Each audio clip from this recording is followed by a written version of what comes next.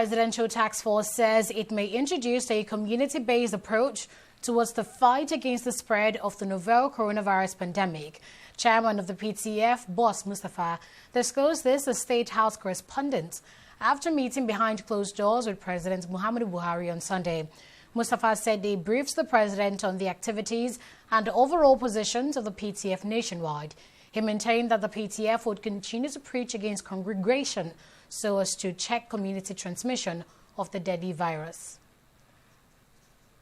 What we intend to do now as a task force is to come down to the level of having the communities take ownership of the response.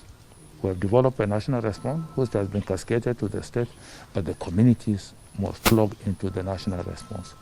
Where we have primary health centers all over the country, they can be used, you see, as stations of reporting, of surveillance within a particular community, of tracing, of tracking, so that we can take out those that we suspect have exhibited symptoms or have come in contact with people who have exhibited symptoms for testing and isolation. That way you plug them out of the community and you reduce the risk of further transmission.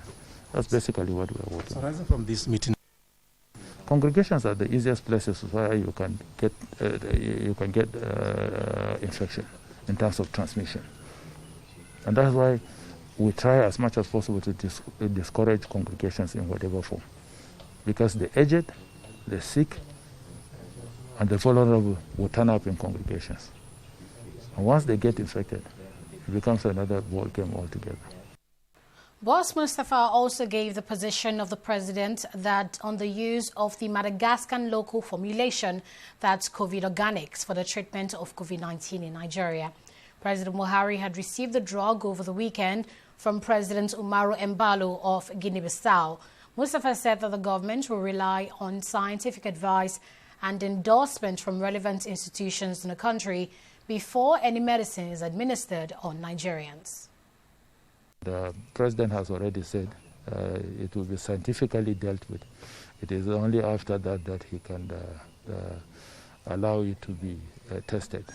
But that has been our position, that whatever comes in, whatever cure, whatever solution that is being provided must be subjected to a process of validation. The Minister of Health has institutions under his ministry that are charged statutorily with the processes of validation. Anything that we receive, anything that is locally developed, which we encourage our scientists and our inventors to develop, must go through the processes of validation before we would allow it to be passed to our people.